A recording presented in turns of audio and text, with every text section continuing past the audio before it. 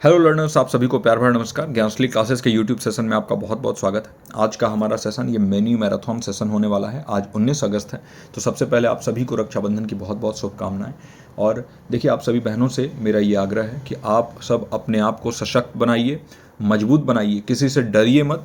और समाज में बहुत दरिंदे भरे हैं, उन सब से डट के सामना करना है, ना कि उनसे डरना है। और सबसे इम्पॉर्टेंट है कि खुद को प्रूव करिए, इस एग्जामिनेशन में एक्सेल करिए, बिल्कुल क्लियर करिए इस एग्जामिनेशन को, ताकि हम सब मिलके एक बेहतर समाज बना सकें। तो स्टार्ट करते हैं आज के इस सेशन को। देखिए, ये प्रैक्टिस सेशन में बहुत सारे कॉन्सेप्ट हम डिस्कस करने वाले हैं, और सिर्फ क्वेश्चन से ही डिस्कस नहीं करेंगे, बल्कि उसके पीछे के सारे ही कॉन्सेप्ट को अच्छे से डिस्कस करेंगे। और यही खासियत है कि ज्ञानश्री पे हम पूरे क्वेश्चन के एक एक चीज़ को अच्छे से समझते हुए चलते हैं। बिना किसी देरी के स्टार्ट करते हैं आज के इस सेशन को। सबसे पहला क्वेश्चन हमारे पास है, which of the following is a की प्रिंसिपल ऑफ सांख्य फिलॉसफी। बताइए, निम्नलिखित में से कौन सा सांख्य दर्शन का प्रमुख सिद्धांत है। पहला है ब्रह्म की अवधारणा, दूसरा है कर्म का सिद्धांत, तीसरा है पुरुष और प्रकृति का द्वैतवाद, और चौथा है चार आर्य सत्य, द फोर नोबल ट्रुथ्स। तो बताइए, concept of Brahma, doctrine of karma, dualism of Purusha and Prakriti and four noble truths. बताइए, इनमें से कौन सा सांख्य फिलॉसफी का एक की प्रिंसिपल है। अगर हम सांख्य फिलॉसफी के बारे में बात करें, आपको देखिए कैसे एक्सप्लेन करके हम चलेंगे यहाँ पे। तो Samkhya philosophy one of the 6 classical schools of Indian philosophy, आपको मालूम है। और ये जो है फंडामेंटल डुअलिज्म के ऊपर काम करता है। फंडामेंटल डुअलिज्म, डुअलिज्म मतलब द्वैतवाद। और ये बात करता है पुरुष और प्रकृति के बारे में। पुरुष यानी the ultimate consciousness, the ultimate consciousness, ultimate consciousness मतलब जिसमें डार्कनेस बिल्कुल नहीं है, सिर्फ लाइट ही लाइट है, वो है पुरुष। पुरुष में कोई भी खामी नहीं होती है। प्रकृति, मैटर जिसे हम कहते हैं। तो प्रकृति क्या है? प्रकृति जो है ना, ये डायनेमिक है, और प्रकृति जो है वो बहुत चंचल है। प्रकृति और पुरुष के जो है समन्वय से ही ये पूरी सृष्टि जो है वो चल रही है, ऐसा सांख्य में कहा गया है। तो सांख्य में यूनिवर्स और जितने भी एक्सपीरियंसेस हैं इसके अंदर, यूनिवर्स के अंदर, ब्रह्मांड के अंदर, तो ये जो है ना इंटरेक्शन जो होता है पुरुष और प्रकृति के बीच में, इन्हीं से उपजे हैं, ऐसा माना जाता है। ये एक डुअलिस्टिक कॉन्सेप्ट है। और सांख्य का जो थॉट है ना, वो क्या करता है, दूसरे इंडियन फिलॉसफी से इसको इसलिए इतर करता है क्योंकि यहाँ पर जो है फोकस नॉन डुअलिज्म या मोनिज्म पे नहीं होता, बल्कि डुअलिस्टिक फिलॉसफी पे होता है, डुअलिज्म पे होता है। तो सांख्य यानी पुरुष और प्रकृति, तो the dualism of Purusha and प्रकृति इसका करेक्ट आंसर हो जाएगा, पुरुष और प्रकृति का द्वैतवाद। ठीक है। तो यहाँ पे द कॉन्सेप्ट ऑफ ब्रह्म या डॉक्ट्रिन ऑफ कर्म या फोर नोबल ट्रूथ, सिर्फ इस पे काम नहीं चलने वाला। The dualism of Purusha and Prakriti is the correct answer. Now moving to the next question, which school of Indian philosophy primarily focuses on the path of self discipline and meditation. बताइए, यहाँ पर सेल्फ डिसिप्लिन और meditation के बारे में बात हो रहा है। यहाँ पर आत्म अनुशासन और ध्यान के मार्ग पर जो केंद्रित हमारा भारतीय दर्शन है, कौन सा है, ये पूछ रहा है। पहला है वेदांत, दूसरा है योग, तीसरा है बौद्ध धर्म, और चौथा है जैन धर्म। तो देखिए, जब हम बात करते हैं सेल्फ डिसिप्लिन और मेडिटेशन के ऊपर, तो इसमें तो बहुत सारे इनमें से ऐसे स्कूल ऑफ थॉट हैं जो कि फोकस करते हैं। ठीक है। देखिए, सेल्फ डिसिप्लिन के ऊपर तो सभी फोकस करेंगे, लेकिन मेडिटेशन के ऊपर तो सभी फोकस करेंगे। लेकिन अगर सिर्फ और सिर्फ हम बात करें सेल्फ डिसिप्लिन और मेडिटेशन के ऊपर ही, तो इसका जो करेक्ट आंसर हो जाएगा, थोड़ा सा कंट्रोवर्शियल हो सकता है, लेकिन वो इसमें योग भी होगा, बुद्धिज़्म भी होगा और जैनिज़्म भी होगा, है ना। ये तीनों ही बात करता है किस चीज़ के ऊपर, सेल्फ डिसिप्लिन के ऊपर और मेडिटेशन के ऊपर। आपको मालूम ही है, बुद्धिज़्म में भी बात होता है self discipline and motivation, Jainism में भी सेल्फ डिसिप्लिन एंड मेडिटेशन, और योग में भी सेल्फ डिसिप्लिन एंड मेडिटेशन। तो इसका बी, सी एंड डी, ये तीनों ही करेक्ट आंसर होगा।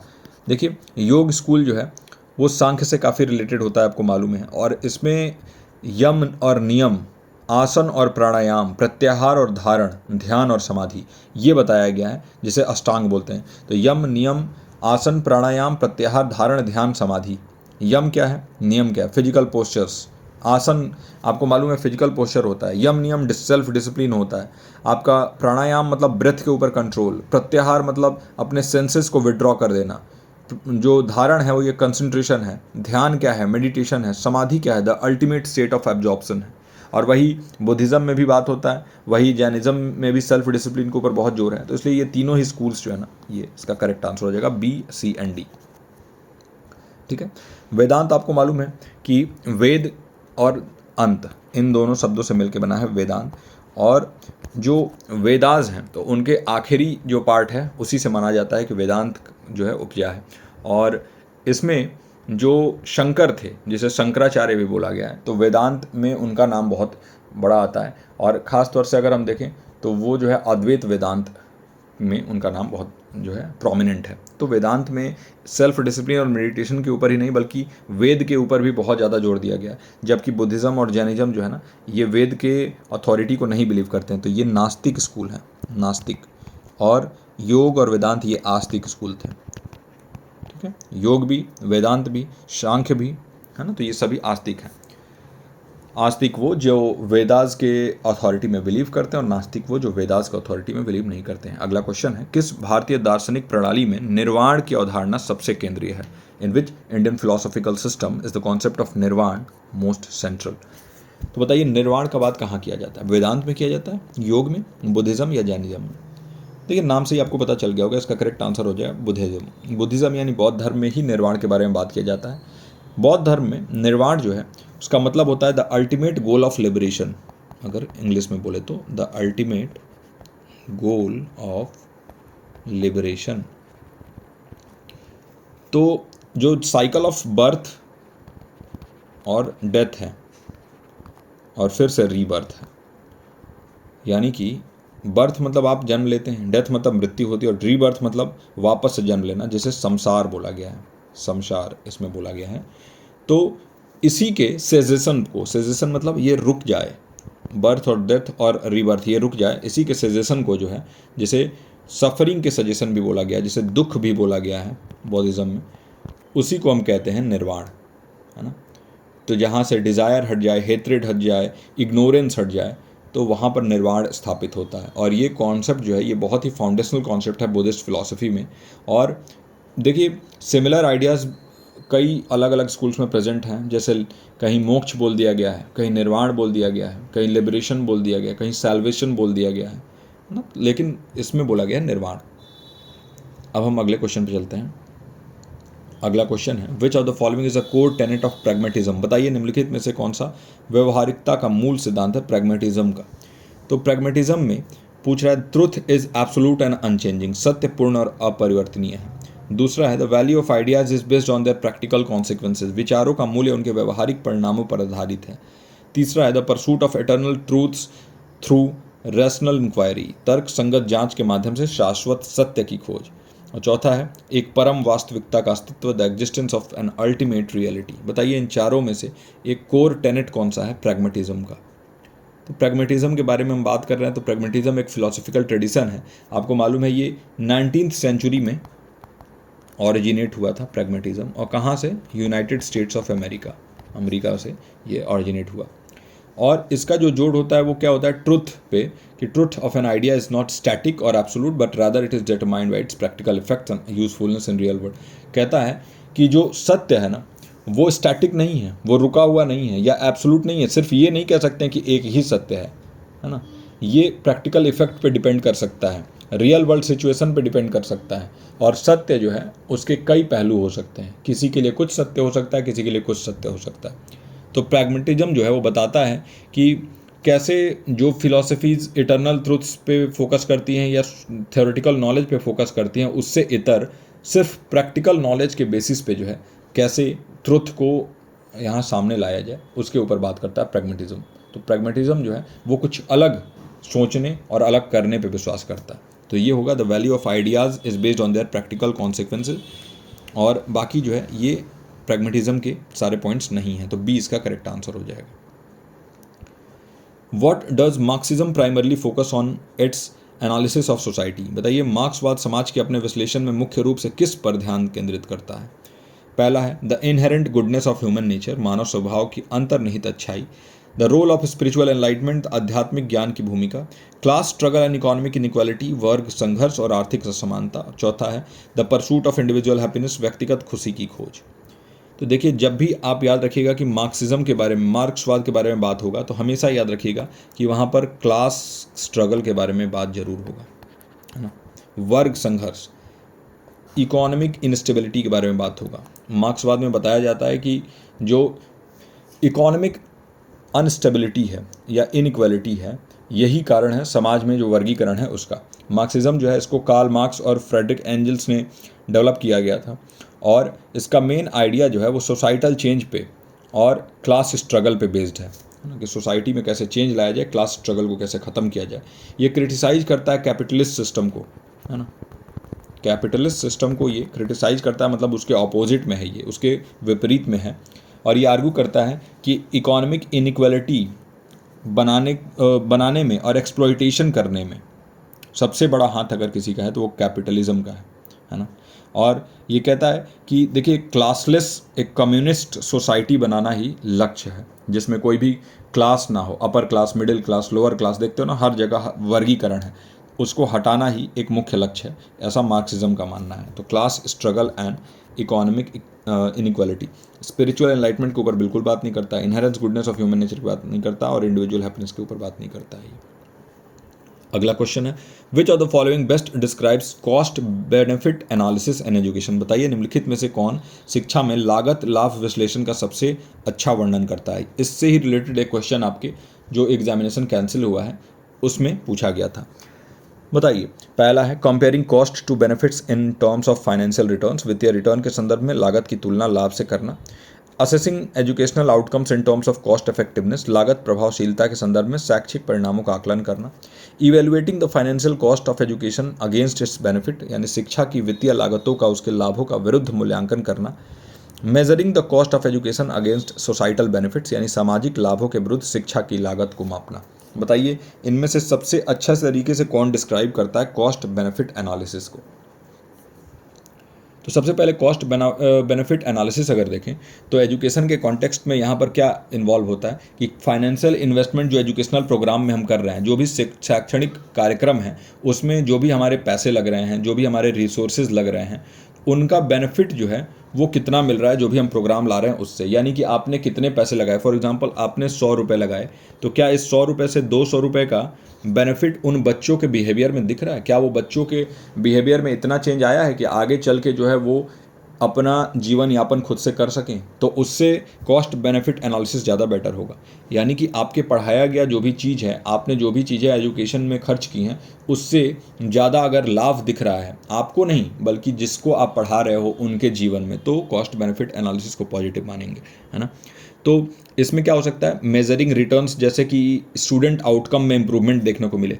जो बच्चा है वो बहुत अच्छा कर पा रहा है, जब अपने जॉब में जा रहा है वहाँ भी, अपने लाइफ में भी अच्छा कर पा रहा है, वो अच्छा अर्निंग भी कर रहा है, एक बेहतर जीवन जी रहा है, उसके फ्यूचर अर्निंग बेहतर हो रही है। सोसाइटल बेनिफिट्स जैसे सिविक इंगेजमेंट, वो सिविलाइज्ड है और वो अपने सोसाइटी में काफ़ी अच्छे काम कर रहा है, तो आप मानेंगे कि कॉस्ट बेनिफिट एनालिसिस जो है पॉजिटिव जा रहा है। तो ये है इसका जो करेक्ट आंसर, वो होगा शिक्षा की वित्तीय लागतों का उसके लाभों के विरुद्ध मूल्यांकन करना। Evaluating the financial cost of education against its benefit, तो सी इसका करेक्ट आंसर हो जाएगा। Comparing cost to benefit in terms of financial return, बिल्कुल नहीं। देखिए सिर्फ फाइनेंशियल रिटर्न के बारे में आप बात नहीं करेंगे बल्कि उसके बेनिफिट उसके बिहेवियरल चेंज में भी देखेंगे। Assessing educational outcome in terms of cost effectiveness, तो देखिए एजुकेशनल आउटकम से सिर्फ नहीं बल्कि बिहेवियरल आउटकम भी देखना है। और measuring the cost of education against societal benefits, सामाजिक लाभों के विरुद्ध शिक्षा की लागत को मापना ही नहीं बल्कि ओवरऑल जो उसके बेनिफिट्स हैं उसको देखना। तो यानी कि ये सभी सही हैं अपने आप में, लेकिन सी जो है वो इन सभी पॉइंट्स को अपने आप में समाहित करता है और इसीलिए सी इसका करेक्ट आंसर हो जाएगा। अब अगला प्रश्न है, which approach to intelligence emphasises the ability to adapt to new situation and solve problems. बुद्धि का कौन सा दृष्टिकोण नई परिस्थितियों को अनुकूल ढलने और समस्याओं को हल करने की क्षमता पर जोर देता है? पहला है भावनात्मक बुद्धिमत्ता यानी इमोशनल इंटेलिजेंस, और दूसरा है मल्टीपल इंटेलिजेंस, तीसरा है सोशल यानी सामाजिक बुद्धिमत्ता, और चौथा है ट्राई आर्किक थ्योरी। तो बताना है इनमें से कौन सा जो अप्रोच है इंटेलिजेंस का वो जोर डालता है नए सिचुएशंस में अडाप्ट करना और सॉल्विंग द प्रॉब्लम सॉल्व करने के लिए। बताइए, तो जो ट्राई आर्किक थ्योरी है ना, ये बात करता है नए सिचुएशंस में अडाप्ट करने और प्रॉब्लम सॉल्व करने के लिए। इसका मतलब क्या है, ट्राई आर्किक थ्योरी क्या है? देखो इसको जो है नाम याद रखिएगा, रॉबर्ट स्टर्नबर्ग, इन्होंने दिया था, रॉबर्ट स्टर्नबर्ग ने ट्राई आर्किक थ्योरी दिया था। और इसमें इन्होंने बताया था कि इंटेलिजेंस जो है उसके 3 कंपोनेंट हैं। पहला है एनालिटिकल, दूसरा है क्रिएटिव और तीसरा है प्रैक्टिकल। ठीक, इन्होंने बताया था कि जो प्रैक्टिकल कंपोनेंट है उसमें आपकी एबिलिटी कि आप कैसे सिचुएशन को अडॉप्ट करते हैं, कौन किसी भी सिचुएशन में आपको डाल दिया जाए तो वहाँ ही आप ढल जाएंगे, शेप कैसे करता है आपका पूरा ओवरऑल बिहेवियर, और कैसे आप इन्वायरमेंट को सेलेक्ट करके और उसमें अडॉप्ट कर लेते हैं, ये सभी जो है आपके प्रैक्टिकल कंपोनेंट में शामिल होते हैं। और यहाँ पर प्रॉब्लम सॉल्विंग के बारे में भी बात किया गया है और नए सिचुएशन में भी अडॉप्ट करने के बारे में बात किया गया, इसलिए ट्राइआर्किक थ्योरी जो है वो उसका करेक्ट आंसर होगा। सोशल इंटेलिजेंस में आप समाज में कैसे रहते हैं, कैसे बिहेव करते हैं, उसके बारे में है। मल्टीपल इंटेलिजेंस में बहुत सारे इंटेलिजेंस का यहाँ पे मिक्सचर रहता है। और इमोशनल इंटेलिजेंस जानते ही है, भावनात्मक बुद्धिमत्ता, तो आप जो है कैसे दूसरों के इमोशंस को समझते हैं और उनके अनुरूप काम करते हैं। इमोशनल इंटेलिजेंस जो नेता होते हैं, जो लीडर्स होते हैं, उनके अंदर बहुत अच्छा होता है। अब अगला प्रश्न है गार्डनर की थ्योरी से कि in Gardner's theory which type of intelligence is related to the ability to understand and manage emotions. बताना है गार्डनर के सिद्धांत में किस प्रकार की बुद्धि भावनाओं को समझने और प्रबंधित करने की क्षमता से संबंधित है। तो देखिए, पहला है लॉजिकल मैथमेटिकल इंटेलिजेंस। बिल्कुल देखिए, भावनाओं से लॉजिकल और मैथमेटिकल इंटेलिजेंस का कोई लेना देना नहीं है। स्पेशियल इंटेलिजेंस, स्थानिक बुद्धि से अगर कोई आर्किटेक्ट है, कोई डिज़ाइनर है, इंटीरियर डिज़ाइनर है या फिर कोई सिविल इंजीनियर है, तो उसका स्पेशियल इंटेलिजेंस अच्छा होगा। वो स्पेस को समझते हुए कहाँ क्या लगाना है, कहाँ क्या नहीं लगाना है, कहाँ कौन सा रंग अच्छा लगेगा, कहाँ कौन सी डिज़ाइन जमेगी, ये सब होता है, तो ये भी जो है नहीं होगा। इमोशनल इंटेलिजेंस हमेशा याद रखिएगा कि दूसरों के इमोशंस को या अपने इमोशंस को समझना और मैनेज करना, कैसे जो है आपको बिहेव करना है, कैसे किसी और के इमोशन को समझना है, वो उससे जो है ये पूरा डील करता है। तो भावनात्मक बुद्धिमत्ता ही इसका करेक्ट आंसर होगा। इंटरपर्सनल इंटेलिजेंस मतलब आप दूसरों के जो भी प्रॉब्लम्स हैं उसको समझ जाते हो या फिर कैसे वहाँ बिहेव करना है वो समझ जाते हो, तो वो इंटरपर्सनल इंटेलिजेंस हो जाता है। और इंटरपर्सनल इंटेलिजेंस एक या एक से अधिक लोगों के साथ भी हो सकता है, और इसीलिए इसका जो करेक्ट आंसर होगा जो कि पूछ रहा है इमोशंस से रिलेटेड, वो इमोशनल इंटेलिजेंस ही होगा। हार्वर्ड गार्डनर ने अपने मल्टीपल इंटेलिजेंस के थ्योरी में डायरेक्टली जो है इमोशनल इंटेलिजेंस को नहीं बताया था, लेकिन ये ज़रूर बताया था कि हाँ, इंटरपर्सनल इंटेलिजेंस जो है ना, उसमें कैसे understanding and interacting effectively with others जो है शामिल है। इमोशनल इंटेलिजेंस जो है इसको डैनियल गोलमैन ने पॉपुलराइज किया था और इसका फोकस था perceiving, controlling and evaluating the emotions, है ना। तो इमोशनल इंटेलिजेंस जो है इसका करेक्ट आंसर होगा। नाउ अगला, which school of western philosophy is characterised by its emphasis on empirical evidence and practical application. बताइए, पश्चिमी दर्शन के किस स्कूल की विशेषता अनुभवजन्य साक्ष्य और व्यवहारिक अनुप्रयोग पर जोर देना है। तो देखिए, अनुभवजन्य साक्ष्य याद रखिएगा, यहाँ पर एम्पेरिकल एविडेंस के बारे में बात हो रहा है, प्रैक्टिकल एप्लीकेशन के बारे में बात हो रहा है। यहाँ पर बात हो रहा है एम्पेरिकल एविडेंस और प्रैक्टिकल एप्लीकेशन पे। और अभी हमने बात किया था कि जो प्रैग्मेटिज्म है ना, उसमें हमेशा प्रैक्टिकल एप्लीकेशन के ऊपर बात होता है, और एम्पेरिकल एविडेंस जो चीज़ें जिसका साक्ष्य आप खुद से ले सकते हैं समाज में, उसके ऊपर बात होता है। तो आइडियलिज्म, रेशनलिज्म और एग्जिस्टेंशलिज्म इसके बारे में बात नहीं करता है, लेकिन प्रैग्मेटिज्म बात करता है। एक ऐसा स्कूल ऑफ थॉट है जो कि ट्रुथ और मीनिंग ऑफ कॉन्सेप्ट के ऊपर फोकस करता है और बताता है कि भाई कैसे आप ट्रुथ और उसके कॉन्सेप्ट का प्रैक्टिकल इम्प्लीकेशन और उसके आउटकम को जो है देख सकते हैं। ये वैल्यू करता है एम्पेरिकल एविडेंस को, रियल वर्ल्ड एप्लीकेशन को एब्स्ट्रैक्ट थ्योरी के ऊपर। ये कहता है कि सिर्फ थ्योरी के ऊपर आपको नहीं फोकस करना है, बल्कि प्रैक्टिकल एप्लीकेशन के ऊपर फोकस करना है। तो इस थ्योरी को एसोसिएट किया जाता है सैंडर्स से, विलियम जेम्स से और जॉन डूई से, है ना। इनको बहुत ही प्रोमिनेंट प्रैग्मेटिस्ट माना जाता है, तो इसलिए इसका करेक्ट आंसर हो जाएगा प्रैग्मेटिज्म। यही बात करता है अनुभवजन्य साक्ष्य और व्यवहारिक अनुप्रयोग के बारे में। अब अगला प्रश्न है, Jainism advocates non violence and non positiveness. ये असर्सन है और रीज़न है Jainism believes in the principle of ahimsa and aparigraha. तो बताना है क्या दोनों ही असर्सन रीज़न सही है और रीज़न जो है वो करेक्ट एक्सप्लेनेशन है असर्सन का, या फिर दोनों सही है और रीज़न जो है करेक्ट एक्सप्लेनेशन नहीं है, या फिर असर्सन सही है रीज़न गलत, या फिर असर्सन गलत रीज़न सही। तो ये आपको बताना है। तो देखिए, इस असर्सन रीज़न वाले क्वेश्चन में अगर हम देखें तो पहला कह रहा है कि जैन धर्म अहिंसा और अपरिग्रह की वकालत करता है, ठीक है, दावा कर रहा है। ये कारण क्या है, जैन धर्म अहिंसा और अपरिग्रह के सिद्धांत में विश्वास करता है। तो Jainism advocates non violence and non positiveness और Jainism believes in the principle of ahimsa and अपरिग्रह।